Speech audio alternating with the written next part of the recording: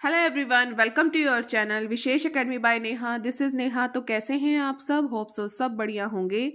तो guys, channel पर चल रहा था हमारा बहुत ही इम्पोर्टेंट टॉपिक लॉर्ड डलहौजी व लेप्स की नीति। बहुत बहुत ज़्यादा इम्पोर्टेंट टॉपिक है ये, और ये मॉडर्न हिस्ट्री का आपका टॉपिक है जिसका पार्ट 1 जो है अपलोड हो चुका है और इसकी जो है प्लेलिस्ट भी बनी हुई है। ठीक है, ये BA सेकेंड ईयर के विद्यार्थियों के लिए बहुत बहुत इम्पॉर्टेंट है ये वीडियो।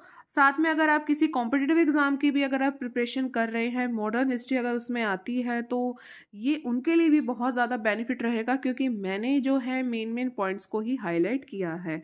ठीक है, तो आज रहेगा पार्ट 2। चलिए वीडियो को स्टार्ट करते हैं। पार्ट 1 में मैंने आपको लॉर्ड डलहौजी के बारे में बताया कि किस तरह उसकी एंट्री हुई, लेप्स की नीति उसने किस किस तरह उसने स्टार्ट करी। उसने किस तरह बताया कि भाई कि मैं किस किस तरीके से ना किसी चीज़ को हड़प सकता हूँ। सबसे पहले उसने बताया लेप्स का सिद्धांत, फिर उसने युद्ध की नीतियाँ बताई। युद्ध की नीति उसकी कमाल की रही है। कुशासन के आधार पर भी उसने बहुत सारे राज्यों को अपने मतलब अंग्रेजी कंपनी में उसने मिलाया। अन्य साधनों के द्वारा भी उसने काम किया है। और लेप्स का सिद्धांत मैंने आपको पार्ट 1 में बहुत अच्छे से समझा दिया। फिर उसको किस किस तरह उसने इम्प्लीटेशन किया कि किस किस सतारा में किया, नागपुर में किया, झांसी में किया, संभालपुर में किया, संबलपुर में, अन्य राज्यों में भी उसने ये चीज़ अपनाई। तर्क भी दिए, मतलब इसमें तर्क में आई ये चीज़ें, फिर इसमें विपक्ष में तर्क दिए गए। मतलब मैंने आपको ये सब कुछ पार्ट 1 में करवा दिया है। ठीक है, ये सभी आपको मैंने युद्ध भी बताए हैं, युद्ध की घटनाएं मैंने आपको बताई हैं। ठीक है, और आज मैंने आपको करवाना है दूसरा आंग्ल बर्मा युद्ध। किस तरह इनके साथ, बर्मा के साथ युद्ध करके भी किस तरह इसको अपने अंडर में किया। चलिए पार्ट 2 को हम स्टार्ट करते हैं, और आपने वीडियो को बिल्कुल भी स्किप नहीं करना है, पूरी वीडियो देखिएगा तभी आपको ये चैप्टर समझ आएगा। चलिए, डलहौजी के शासनकाल में ही दूसरा आंग्ल बर्मा युद्ध भी हुआ। इससे पहले भी अंग्रेजों और बर्मा के बीच जो है युद्ध हुआ था। जो ये अंग्रेजों और बर्मा के बीच में जो युद्ध हुआ था, ये किस संधि से समाप्त हुआ था ये आपको याद रखना है। तो यादबू की संधि से जो है ये समाप्त हुआ था। ठीक है, अंग्रेजों और बर्मा के बीच एक युद्ध हुआ था और यादबू की संधि से ये समाप्त हुआ था। और 1837 में बर्मा में एक नया शासक बना, तो उसने इस संधि को बिल्कुल भी मान्यता नहीं दी। उसने इस चीज़ को मानने से मना कर दिया, यादवू की संधि को मानने से मना कर दिया। और उसने कंपनी के रेजिडेंट को भी बर्मा छोड़ने की बात कह दी। इसका कारण ये था कि बर्मा के जो प्रथम युद्ध था, जिसका टाइम पीरियड आपको याद रखना है, 1824 से लेकर 1826 तक का जो टाइम पीरियड था, वो था बर्मा के साथ इनका युद्ध, अंग्रेजों का युद्ध, जो कि था 1824 से 1826 के। उसके बाद अंग्रेजों को बर्मा की कुछ व्यापारिक सुविधाएं जो थी प्राप्त हुई थी। समझ रहे हैं आप? अंग्रेजों को बर्मा की कुछ व्यापारिक सुविधाएं प्राप्त हुई थी, और अंग्रेज व्यापारी इस चीज़ का क्या करे थे, जो ये सुविधाएं इनको दी गई थी, अंग्रेज जो है इसका दुरुपयोग कर रहे थे, और जिससे बर्मा की सरकार को बहुत बहुत आर्थिक नुकसान पहुंच रहा था। कहानी की तरह समझेंगे, याद हो जाएगा। फिर बर्मा सरकार कई बार रेजिडेंट के माध्यम से अपनी शिकायत भी दर्ज करा चुकी थी कि भाई तुम ऐसे क्यों कर रहे हो, कि मतलब अपनी लिमिटेशन से बाहर आप क्यों जा रहे हो। परंतु कार्रवाई ना होती देख अंग्रेज व्यापारियों पर अंकुश लगाना जो है इन्होंने शुरू कर दिया।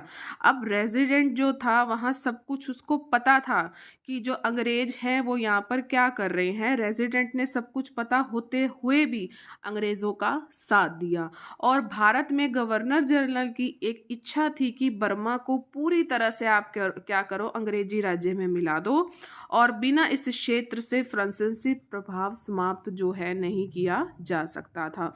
तो ये चीज़ें, ये एक सोच जो है साम्राज्यवादी सोच थी। ठीक है, ये किस आम नहीं, एक चीज़ आपने महसूस करी कि ना डलहौजी को किसी ना किसी तरीके से ना बस राज्य को हड़पना था, चाहे कैसे करता, कोई भी कारण बनाता, तो उसने ये काम किया है। हर चीज़ में इसने ये काम किया ही किया है। ठीक है, अंग्रेज व्यापारियों ने बर्मा की सरकार के साथ मनमुटाव के चलते हुए कपड़ा और लकड़ी के विशेष व्यापार की मांग मांगी, तो रंगून में बर्मा के गवर्नर ने उन्हें इसकी आज्ञा बिल्कुल भी नहीं दी। रंगून में ये बात हो रही है। ठीक है। रंगून में बर्मा का जो गवर्नर था उसने कहा कि तुम यहाँ पर कपड़ा और लकड़ी का व्यापार बिल्कुल भी नहीं कर सकते। तो इस तरह जो है अंग्रेज व्यापारी का लाभ उतना नहीं हुआ जितना वो चाहते थे। उन्होंने क्या किया, अब ये जो अंग्रेज व्यापारी थे ये गए डलहौजी के पास, क्योंकि डलहौजी तो सब चीज़ें भांप ही रहा था। डलहौजी के पास गया और एक ज्ञापन पत्र भेजा जिसमें रंगून के गवर्नर को शिकायत, ठीक है, यहाँ पर जो है रंगून के गवर्नर को यहाँ पे शिकायत की गई थी और उनकी रक्षा के लिए कार्य करने के लिए कहा गया था। इस ज्ञापन पत्र की भाषा इस प्रकार थी कि उन्होंने बहुत लंबे समय तक बर्मा की सरकार के अत्याचार को सहन किया है, अब उसे बचाने का कर्तव्य जो किसका है, गवर्नर जनरल का है। तो देखो किस तरह जो है ये चीज़ लिखी गई है। डलहौजी ने क्या किया, ज्ञापन पत्र मिलते ही कार्रवाई करनी शुरू कर दी और बर्मा की सरकार पर राजनीतिक दबाव भी वो चाहता था। अब देखो कैसे करेंगे ये सब, ठीक है। राजनीतिक दबाव भी बना दिया बर्मा की सरकार पर और उसे हड़पना भी चाहता था। कौन, डलहौजी, जो इसकी शुरू से नीति रही है। उसने अंग्रेजी नौसैनी के एक मुखिया थे जिनका नाम था लम्हर्ट, याद रखना बच्चों क्या नाम था, अंग्रेजी नौसेना के मुखिया का लम्हर्ट, उसके नेतृत्व में एक समुद्री लड़ाकू जहाज जो कहाँ भेज दिया, रंगून भेज दिया, जहां इन्हें लकड़ी का व्यापार करने के लिए मना कर दिया। और जो बर्मा का शासक था वो बिल्कुल भी अंग्रेजों से युद्ध नहीं करना चाहता था और उसने क्या किया, जो ये अंग्रेजी नौसेना का मुखिया था लम्हर्ट, इसको बातचीत के लिए बुलाया। किसने बुलाया, ठीक है, जो बर्मा का गवर्नर था, ठीक है। और लम्हर्ट ने बर्मा के शासक के साथ भी बहुत बहुत गलत व्यवहार किया और 3 मांगे एक साथ शासक के सामने रख दी। पहली क्या थी कि अंग्रेजों को बर्मा सरकार लूट मार और व्यापार के लिए आप हर्जाना दोगे, क्योंकि उनको ठीक व्यापार करने की आज्ञा यहाँ पे नहीं मिलती है। लो भाई। दूसरी ये कही कि वह रंगून के गवर्नर को हटा दे जिसने इनके साथ बदतमीजी की है और ये जो सब कुछ है ये अंग्रेजों को सौंप दे। तीसरा ये कहा कि अंग्रेजों को इस बात का आश्वासन दो कि भविष्य में इस प्रकार की बातें नहीं होंगी। तीनों ने ही इनको मतलब मार ही दिया एक तरह से, ठीक है। और बर्मा का शासक लम्हर्ट के व्यवहार से तो बहुत ज़्यादा खिन्न था, क्योंकि उसको तो बात करने के लिए बुलाया था ना। ये थोड़ी पता था कि भाई की इतनी 3 शर्तें रख देगा। और जो रंगून का गवर्नर था जिन्होंने इनको मना किया था कि तुमने कोई यहाँ पे काम धाम नहीं करना, उसको उस पद से हटा दिया और लम्हर्ट को समझाने का प्रयास किया, बाकी समस्याएं धीरे धीरे सुलझा दी जाएंगी। लम्हर्ट पर शासक की बातचीत का किसी भी तरीके से कोई प्रभाव नहीं पड़ा। उसने क्या किया, उसने रंगून की किलेबंदी कर बर्मा के जहाजों को डुबो दिया और आदेश दे दिया कि ये सेना बर्मा में सभी प्रतिष्ठानों पर कब्जा कर ले। अब क्या, और बर्मा का शासक क्या करेगा, वो बिल्कुल डर चुका था और उसने लम्हर्ट की जितनी भी मांगे थी उसने की सारी उसने मान ली। अब डलहौजी ने क्या किया, अब डलहौजी ने उन बातों और शर्तों को मंजूरी से मना कर दिया। उसने शासक को कहा कि भाई अब तो मुझे 1 लाख पौंड युद्ध भी हर्जाना उससे मांगा और नए गवर्नर को भी हटाने के लिए दबाव भी डाला और बर्मा के शासक को कहा कि उसने अंग्रेज रेजिडेंट का अपमान किया है। भाई उसकी कोई गलती भी नहीं थी, फिर भी देखो उसको इतनी बड़ी सज़ा दी गई और इसलिए उससे बहुत ज़्यादा माफ़ी मांगे। बर्मा के शासक के लिए सब करना कुछ संभव नहीं था। तो डलहौजी ने क्या किया, अब डलहौजी को तो एक मतलब कहते हो कि पॉइंट मिल गया भाई कि अब तो इसने कुछ करना था। तो डलहौजी ने बर्मा के विरुद्ध कर दी युद्ध की घोषणा। फिर कब युद्ध हुआ है शुरू, अप्रैल 1852 की ये बात है। अप्रैल 1852 में ये युद्ध शुरू हुआ और ब्रिटेन की सेना ने अपना विजय अभियान मर्तबान से प्रारंभ किया और अंग्रेजी सेना ने जल्द ही रंगून, बेसीन, पेगू, प्रोत इन चारों पर अधिकार कर लिया। और जो बर्मा का शासक था अंग्रेजों से बहुत लंबे समय तक युद्ध चलाने की स्थिति में बिल्कुल भी नहीं था। तो बर्मा यहाँ पे क्या करना चाहता था, बर्मा यहाँ पे समर्पण करना चाहता था और बर्मा की जनता ने अपने शासक मिडन की परवाह किए बिना अंग्रेजों का प्रतिरोध जारी रखा। वहाँ की जो मतलब आम जनता थी वो अंग्रेज को जो है प्रतिरोध उनका कर रहे थे। फिर 20 दिसंबर 1852 को, डेट याद रखना बच्चों, 20 दिसंबर 1852 को अंग्रेज निर्णायक विजय में क्या रहे, बिल्कुल कामयाब रहे। और अंग्रेजों ने क्या किया, जो पेगू था, बर्मा का जो निचला भाग था, उसको अंग्रेजी राज्य में मिला लिया। ध्यान रखना, किसको मिलाया, तो पेगू को अपने अंग्रेजी राज्य में मिला लिया। इस माध्यम से अंग्रेजों के पास चट्टगांव से लेकर सिंगापुर तक का सारा समुद्री तट आ गया। कहाँ से लेके कहाँ तक, चट्टगांव से लेकर सिंगापुर तक का जितना भी सारा समुद्री तट इनके हिस्से में आ गया था। तो ये चीज़ हुई, और बर्मा तो उनके प्रभाव में आ ही गया था, और फ्रांसीसियों के इस क्षेत्र को रोककर भारत की समुद्री सीमा को भी सुरक्षित करने में वो कामयाब रहे। ठीक है, डलहौजी की जो ये बर्मा विजय भी आलोचना का शिकार बनी। ठीक है, ये माना जाता है कि जो डलहौजी था, बर्मा को अंग्रेजी राज्य में मिलाने का फैसला वो ले चुका था। ठीक है, अब तुम देख भी रहोगे किस तरह उसने रणनीति बनाई, और उसने बर्मा के साथ युद्ध मोल लेना चाहता था, वो भी किया उसने, और अपने बर्मा के विरुद्ध कार्रवाई करके उसने अपनी साम्राज्यवादी वृत्ति और कंपनी की सर्वोच्चता को स्थापित करने की मानसिकता भी सारे उसने परिचय दे दिए हैं। पढ़ेंगे हम सिक्किम के साथ उसके संबंध कैसे रहे हैं। सिक्किम जो पहले ही नेपाल का हिस्सा था, अंग्रेजों ने नेपाल के साथ युद्ध में इसे स्वतंत्र राज्य इसने बना लिया था। इसके बाद सिक्किम के शासक ने, सिक्किम पहले किसका था हिस्सा, नेपाल का हिस्सा था, और अंग्रेजों ने नेपाल के साथ युद्ध में इसे स्वतंत्र राज्य बना लिया।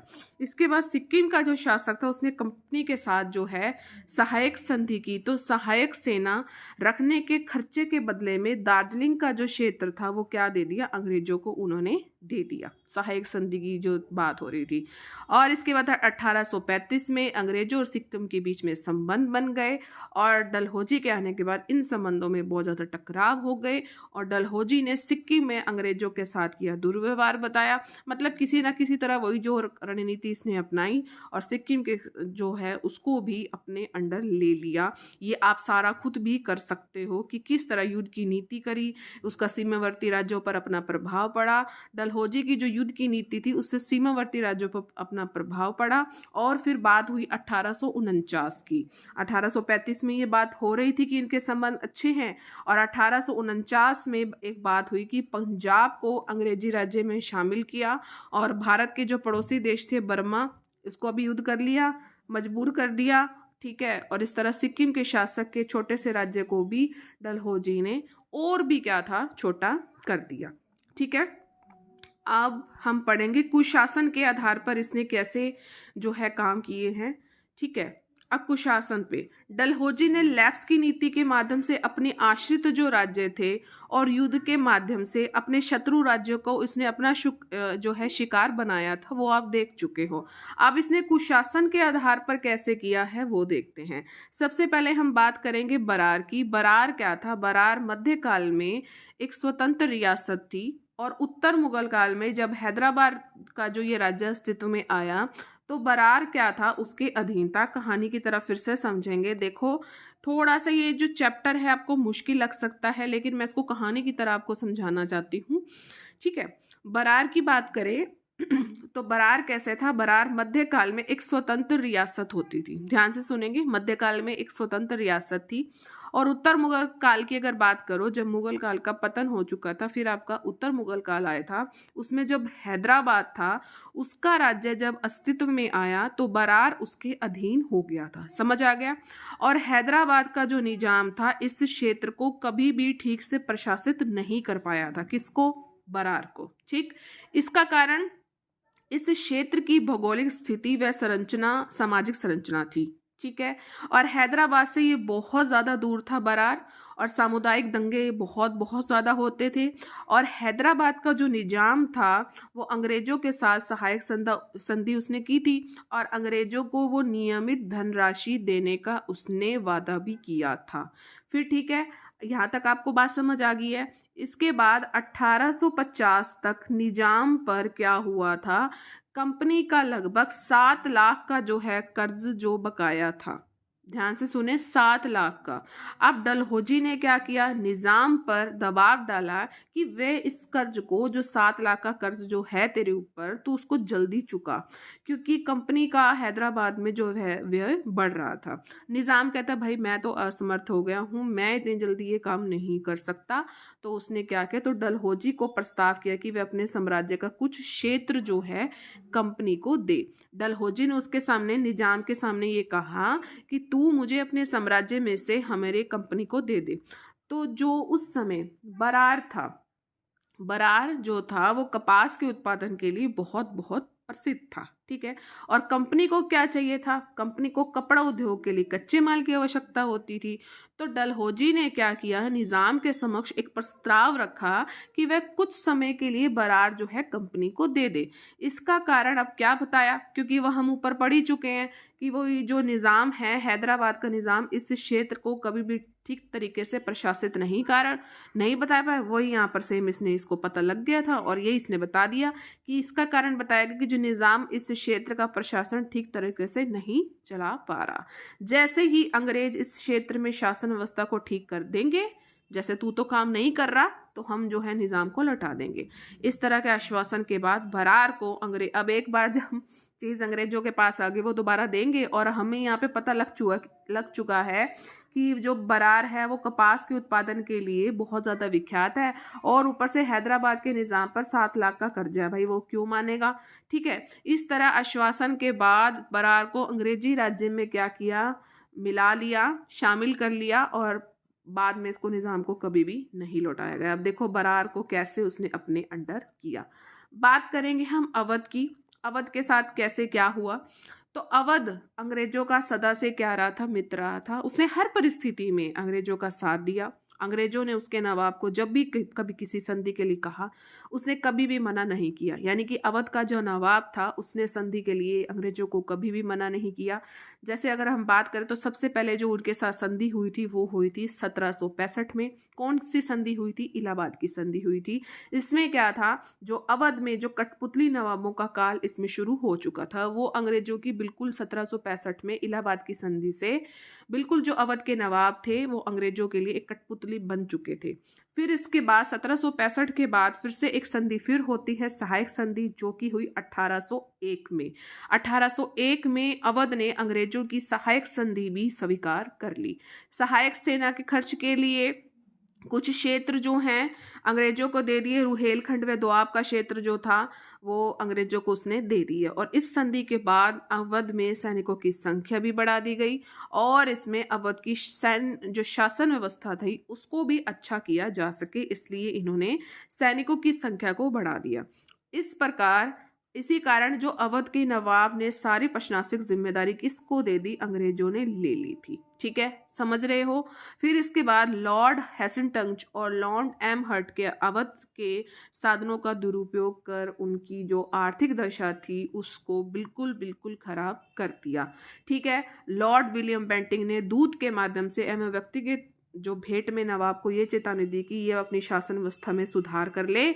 लॉर्ड विलियम बेंटिंग ने ये बोला, इससे पहले 2 जन मिलके जो इनके साधन थे उनका जमकर वो दुरुपयोग कर रहे थे, और लॉर्ड विलियम बेंटिंग ने जो एक सुधारक थे उन्होंने अपना दूत भेजा और उसमें कहा कि अपनी शासन व्यवस्था को सुधार लो, अन्यथा उसका जो राज्य था कर्नाटक और तंजौर की भांति अंग्रेजी राज्य में मिला लिया जाएगा। समझ रहे हो। इसके बाद अवध के नवाब ने बेंटिंग को बताया कि शासन की सारी जिम्मेदारी तो कंपनी ने ले रखी है, ठीक है, और इसके सुधारने और बिगाड़ने में उनकी कोई भी भूमिका नहीं, उन्होंने तो हाथ खड़े कर दिए।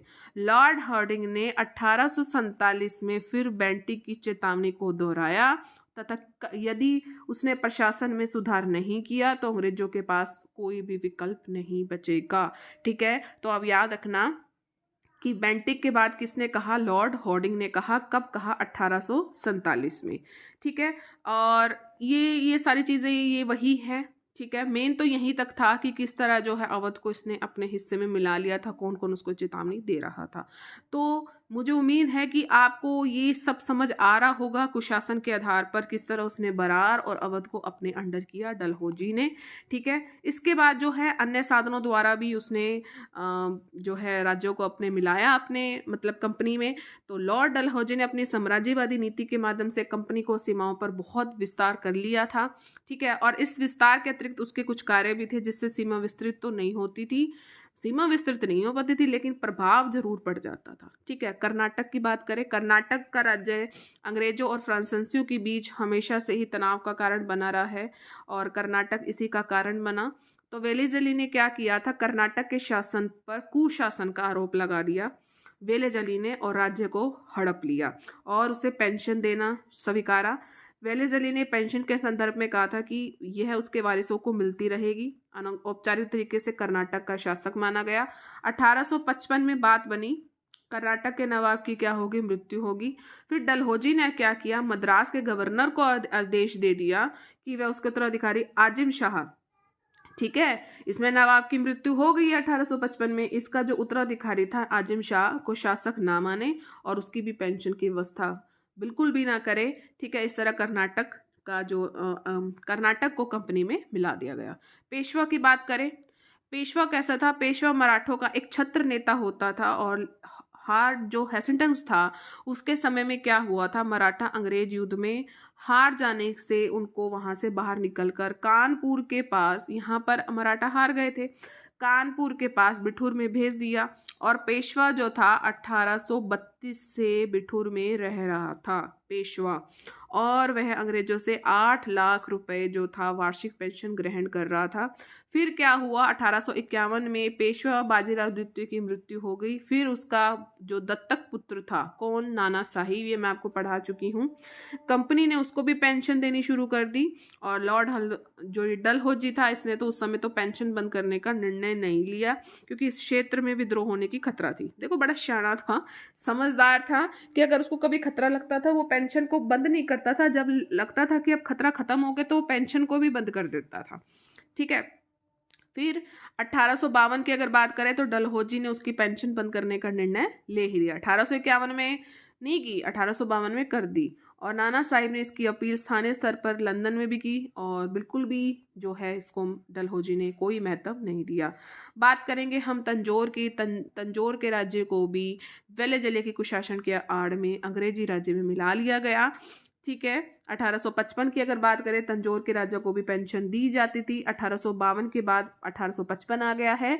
ठीक है, तंजौर के राजा को भी पेंशन दी जाती थी, परंतु उसकी मृत्यु के बाद भी डलहौजी ने उसकी पुत्रियों को उत्तराधिकारी नहीं माना और उपाधि और परिवार के सदस्यों को सम्मान देना भी बंद कर दिया। तो डलहौजी तो मुगल सम्राट के पद को भी समाप्त करना चाहता था, लाल किले पर भी वो कब्जा करना चाहता था। देखो मतलब इसकी भूख शांत नहीं हो रही है, लेकिन कंपनी निदेशक मंडल तथा ब्रिटेन की संसद ने इसकी मंजूरी नहीं दी इसको कि तू ऐसा काम नहीं करेगा। अन्यथा वह तो अपनी योजना के अनुसार काफी कुछ भी करना चाहता था, लेकिन ये दो जो थे ना बैठे, इसके सरकार बैठी थी, ने मतलब इसकी बात मान ली, नहीं तो पता नहीं क्या से क्या कर देता। तो ये डलहौजी के बारे में सारा बताया गया है कि क्या क्या हुआ। बात करेंगे हम कि पंजाब और अवध का विलय इसने किस तरह किया है। वेरी वेरी इंपॉर्टेंट, एक अलग से क्वेश्चन आपका बना हुआ है, बहुत ही इंपॉर्टेंट है। चलिए इससे पढ़ते हैं। अंग्रेजी साम्राज्य की विस्तारवादी नीति इसकी स्थापना के समय से ही थी। ठीक है, प्रारंभिक दौर था ये थोड़ा सीमित रही, परंतु बाद में केवल तीव्र हुई, अवैध भी होगी, अनैतिक भी रही। बहुत प्रक्रिया आप देख रहे हो, आपने अब मैं कहूँ चैप्टर बिल्कुल लास्ट तक पहुंच चुका है, तो आप देख रहे हो कि अवैध भी है, अनैतिक भी है। और पंजाब और अवध का औपचारिक विलय डलहौजी के काल में हुआ है। वेरी वेरी इंपॉर्टेंट, किसका विलय इसके काल में हुआ है, पंजाब और अवध का विलय हुआ है। और डलहौजी के दोनों राज्यों के संदर्भ के विलय के बारे में मापदंड बिल्कुल अलग रहे हैं। पंजाब युद्ध के माध्यम से सम्मिलित होने वाला अंतिम राज्य था, जबकि अवध पर इसने कुशासन का आरोप लगाया। ठीक है, और इन दोनों राज्यों के विलय की प्रक्रिया को अलग अलग ढंग से हम समझेंगे। चलिए समझते हैं, पंजाब का विलय समझते हैं।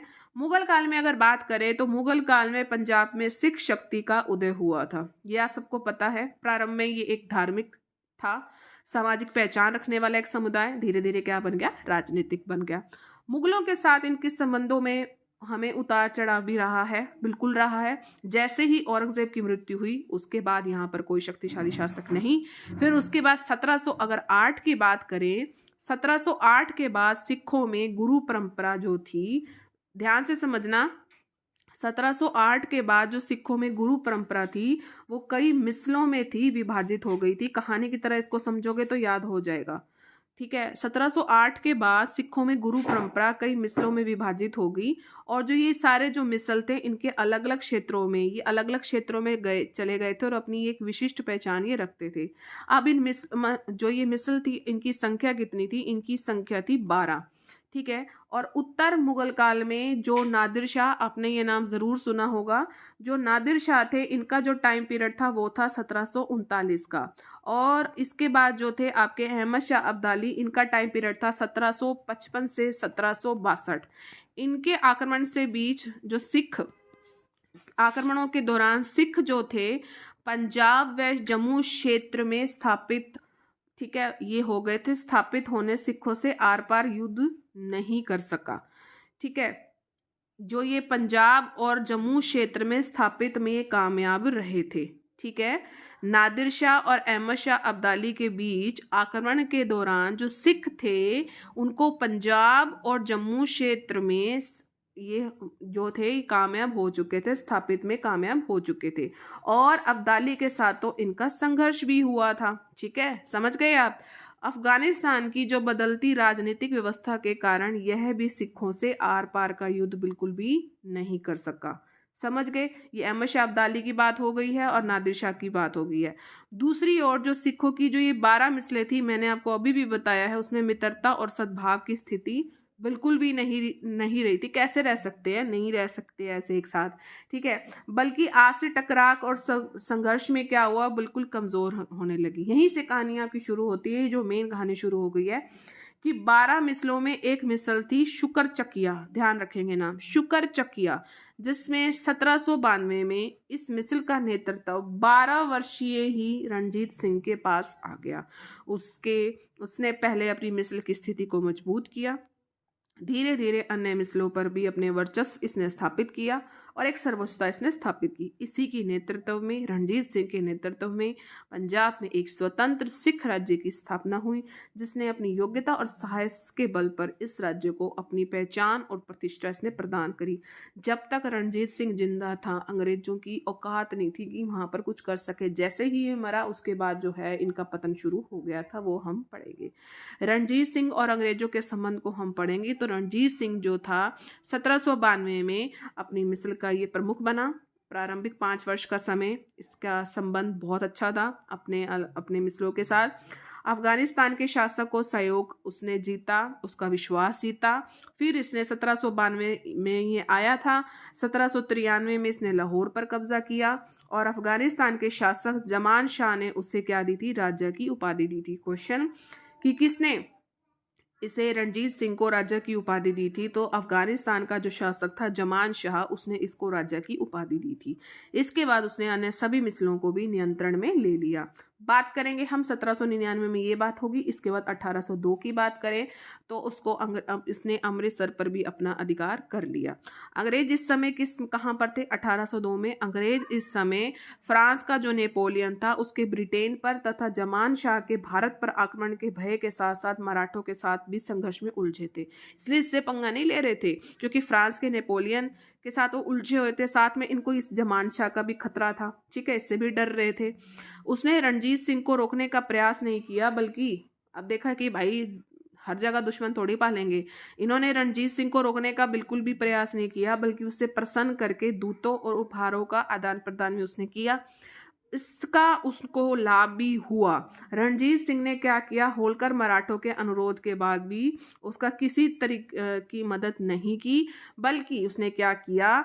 सतलुज नदी के पश्चिम स्थित राज्य में अपनी स्थिति मजबूत कर ली। वेरी वेरी इंपॉर्टेंट कि कहाँ उसने अपनी स्थिति को मजबूत रखा, तो सतलुज नदी के पश्चिमी स्थित में राज्य में इसने अपनी स्थिति को मजबूत कर लिया।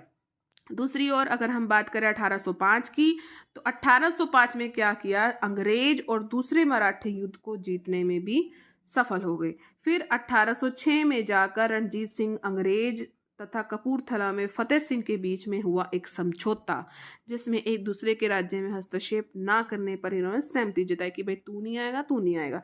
एक दूसरे के शत्रु सिख और अंग्रेज किसी भी तरीके की मदद ना करने पर भी ये भी सहमत भी हुए।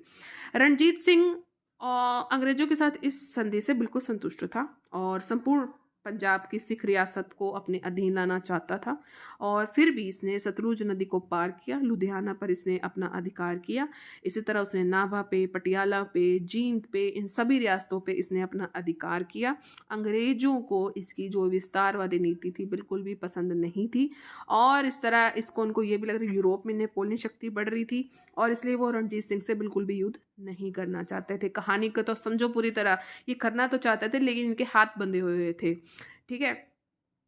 और गवर्नर जनरल यहाँ पे लॉर्ड मिंटो ने मैटकॉफ को रणजीत सिंह से वार्ता व संधि के लिए भेजा। वेरी इंपॉर्टेंट कि किसे भेजा भाई? लॉर्ड मिंटो ने मैटकॉफ को रणजीत सिंह से वार्ता और संधि के लिए भेजा और रणजीत सिंह अनाक्रमक और रक्षात्मक संधि के लिए तैयार था। बदले में चाहता था कि उसको सिखों का सार्वभौम राजा स्वीकार आ जाए और अंग्रेज बिल्कुल भी नहीं चाहते थे, वो तो पहले ही से सड़े पड़े थे। ठीक है। और उन्होंने उसका कोई स्पष्ट जवाब भी नहीं दिया। अब क्या हुआ, नेपोलियन स्पेन के साथ युद्ध में उलझ गया और उसकी भारत पर आक्रमण की संभावनाएं बिल्कुल भी खत्म हो गई। और दूसरी ओर क्या हुआ, जो अंग्रेज तुर्की के शासक से मित्रता समझौता करने में भी सफल हुए। अब उनको लगा कि यहाँ पे भी हमारी नहीं है, कि यहाँ पे भी कोई कुछ नहीं हो सकता, हमें कोई भय नहीं है, यहाँ पर भी कोई भय नहीं है। तो उसने क्या किया, रणजीत सिंह से अब वो सोचे कि अब जाकर रणजीत सिंह से युद्ध किया जा सकता है। ठीक है। जिस पर इन्होंने रणजीत सिंह ने जिस पर अधिकार किया था, तो पटियाला, नाभा और जींद के शासक अंग्रेजों की शरण में चले गए। देखो, अब यहाँ पर इसने अपना अधिकार किया था तो पटियाला, नाभा और जींद के शासक अंग्रेजों की शरण में चले गए और अंग्रेजों को और अच्छा अवसर मिल गया। इसीलिए फरवरी 1809 में अंग्रेजी सेना सतलुज नदी के किनारे क्या हो गई, इकट्ठी हो गई। अब रणजीत सिंह अंग्रेजों की शक्ति से बिल्कुल परिचित था। ठीक है। और देखना ये इस पर तो अधिकार वो कर चुका था, दूसरी ओर वह अपने नए राज्य को सुरक्षित भी करना चाहता था। ये नए राज्यों पर इसने अधिकार किया था ना, तो दोनों के बीच में क्या हुआ, एक संधि वार्ता हुई, जो हुई 25 अप्रैल 1809 को। 25 अप्रैल 1809 को अमृतसर में निरंतर मित्रता की संधि हुई, जिसमें सतलुज नदी की दोनों की ही सीमा को मान लिया गया और अंग्रेजों द्वारा लुधियाना में भी एक सेना भी रखी गई। और इस संधि के बाद रणजीत सिंह के संपूर्ण सिखों को एक राज्य सपने पर अंग्रेजों ने क्या लगा दिया, अंकुश लगा दिया। लेकिन रणजीत सिंह के संधि जैसे ही खत्म, उसके तत्काल बाद 1809 में ही इन्होंने कांगड़ा को जीत लिया और फिर 1813 में जीता अटक को, 1818 में मुल्तान को, 1819 में कश्मीर को, इन सबको इन्होंने जीत लिया। देखो, संधि अभी हुई है और ये जीतते भी गए।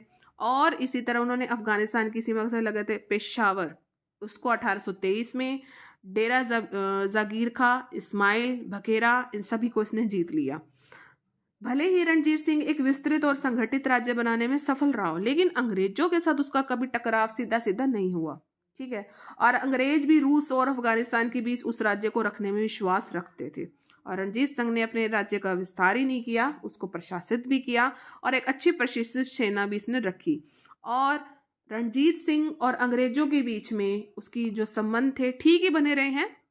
कब उसकी मृत्यु हुई है, अपने आप ही मृत्यु हुई है 27 जून 1839 को रणजीत सिंह की क्या होगी, मृत्यु होगी। इसके बाद इसका पतन जो है बिल्कुल शुरू हो गया था। रणजीत सिंह के बाद जो पंजाब की राजनीति थी बिल्कुल बदल चुकी थी, बिल्कुल क्लैश शुरू हो गए, गृह युद्ध हो गए, टकराव हो गए। उसका पुत्र आया खड़क सिंह, ये शासक बना। 1840 में ये मर गया, 1839 में ये, 1840 में खड़क सिंह मर गया। इसी वर्ष उसका पुत्र नैनिहाल सिंह एक दुर्घटना का शिकार बना। खड़क सिंह का पुत्र ये भी गया।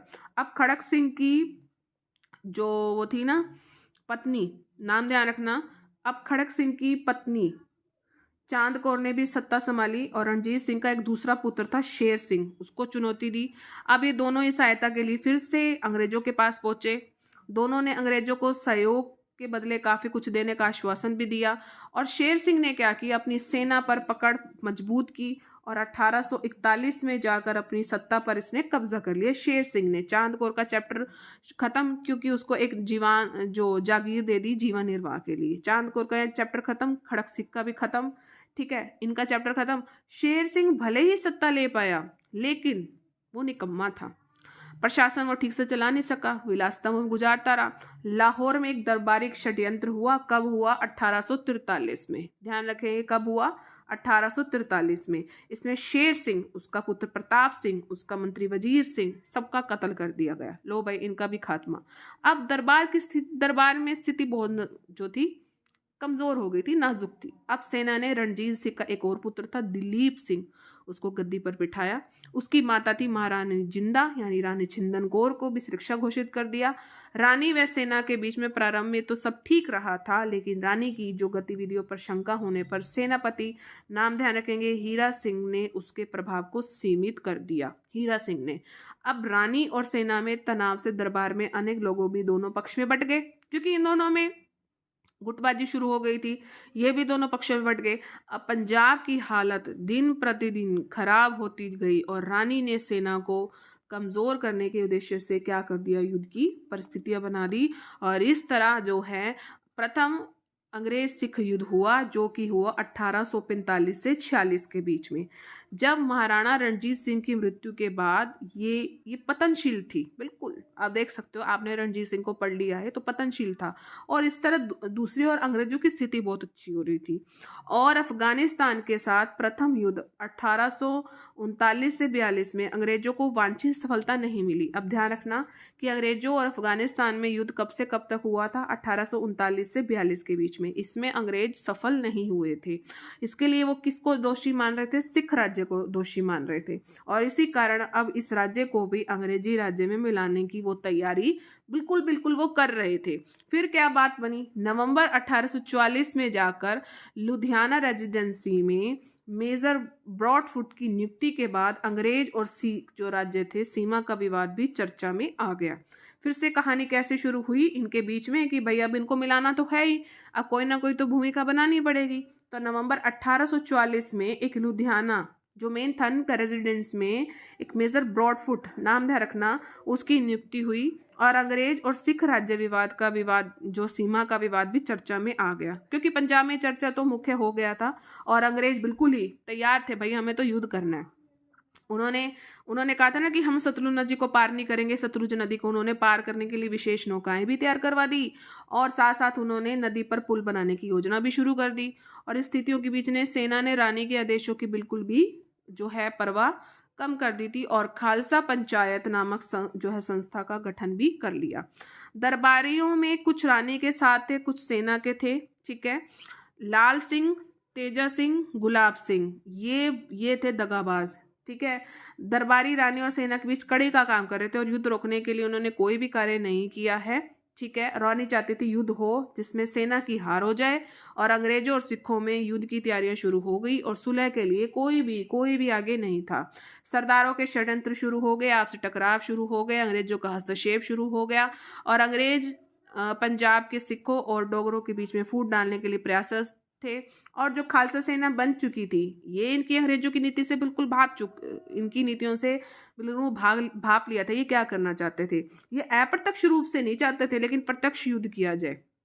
तैयारी हो गई थी, सब कुछ हो गया था। अब तुम्हें ना कहानी समझ आ गई है, ठीक है। अब इन्होंने सतलुज नदी को पार कर लिया। कहाँ आ गए भाई? फिरोजपुर आ गए, ठीक है। कब आए हैं? कब शुरू हुआ? 13 दिसंबर 1845 को जो लॉर्ड हॉर्डिंग था, नाम ध्यान रखना, इन्होंने युद्ध की घोषणा कर दी। 18 दिसंबर 1845 को मुदकी में दोनों सेनाएं टकराई। फिर 21 दिसंबर को बिल्कुल साथ ही हैं, फिरोज शाह में अंग्रेज सिखों को हराने में बिल्कुल सफल हो गए। और 21 जनवरी को 1846 हो जाएगा ना अब, तो 21 जनवरी 1846 को बदोवाल नामक जगह पर क्या हुआ? सिख जीत गए। और जबकि 28 जनवरी को अलीवाल, 10 फरवरी को सभाराव नामक स्थान पर अंग्रेजों का पलड़ा बहुत ज़्यादा भारी हो गया। जनवरी में आते आते अंग्रेज जो थे जीतने लग गए थे और 13 फरवरी को फाइनली अंग्रेज जो थे सतलुज नदी को पार करने में बिल्कुल सफल हो गए और फाइनली उन्होंने 20 फरवरी को लाहौर पर क्या कर लिया? कब्जा कर लिया। अंग्रेज कह सकते हो कि सिख इस प्रथम युद्ध में बिल्कुल हार गए थे और उनका हर स्थान पर संघर्ष जो था बेमिसाल था। आप देख सकते हो बहुत लंबा पीरियड रहा लड़ने के लिए। और इसकी मैं कहूँ कि इस स्थिति का, ये इनकी हार का मुख्य कारण कौन थे, मैंने आपको बता दिया था, लाल सिंह और तेजा सिंह, क्योंकि यही जो थे सेनापति थे जो सिखों के थे, विश्वासघाती थे और सिखों की बुरी तरह इन्होंने कमज़ोर कर दिया और सिखों को पता था कि इन दोनों की वजह से ही हम हारे हैं।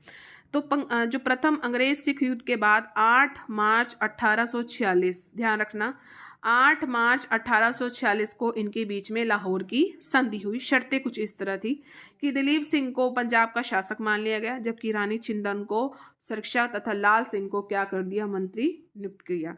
दिलीप सिंह ने सतलुज के जो दक्षिण के जो क्षेत्र थे, दोआब, जालंधर, हजारा, व्यास, सतलुज के बीच में अंग्रेजों को इन्होंने क्या कर दिए, सौंप दिए। खालसा पंथ की जो खालसा सेना की जो संख्या थी उसको घटा दिया। 12,000 घुड़सवार थे, उसमें 20,000 पैदल यात्री कर दिए गए। कश्मीर को भी पंजाब से क्या कर दिया, अलग कर दिया। ध्यान से सुनेंगे, कश्मीर को पंजाब से अलग कर दिया और गुलाब सिंह डोगरा को 1 करोड़ में बेच दिया और गुलाब सिंह ने 50 लाख रुपए लगा दिए और इसके बाद दे दिया अंग्रेजों को। और अंग्रेजी सेना को ज़रूरत पड़ने पर पंजाब से गुजरने की छूट भी मिल गई और जिससे तोपों जो जितनी भी तोपें सिखों ने प्रयोग की सारे अंग्रेजों को दी। अब देखो इतना कुछ किया है और इसी बीच में जो सिख थे उनको पता लग गया था कि लाल सिंह और तेजा सिंह ने ये सारे काम किए हैं, ठीक है। और लाल सिंह ने कश्मीर में गुलाब सिंह के विद्रोह किया। ये सारी चीज़ें बाद में हुई। और ये द्वितीय जो आपका अंग्रेज सिख युद्ध है 1848-49 को, ये सारा मैं आपको पार्ट 1 में पढ़ा चुकी हूँ, आप वहीं से पढ़ लेना। इसके बाद जो था, इसके बाद इन्होंने किया अवध का विलय किया, ठीक है। ये देखिए अब हमारा इतना रह गया है, ये मैं आपको आगे करवा दूंगी, ठीक है। अवध का जो विलय है आपको नेक्स्ट वीडियो में करवा दूंगी। यस, यहाँ से अवध का विलय, ठीक है। अवध का विलय हम नेक्स्ट में कर लेंगे। तो कैसा लगा ये सेशन, मुझे उम्मीद है अच्छा लगा होगा। अगर लगा है तो प्लीज़ आप सभी आप लाइक ज़रूर करें, शेयर आप मैक्सिमम करें, सब्सक्राइब का रेड बटन उसे ज़रूर प्रेस करें, ऑल पर ज़रूर क्लिक करें ताकि चैनल पर जितनी भी वीडियोस आएँ उसकी नोटिफिकेशन आपको टाइम टू टाइम मिलती रहे। मिलेंगे अपने नेक्स्ट सेशन में। Till then thank you so much for watching. Bye bye guys and take care.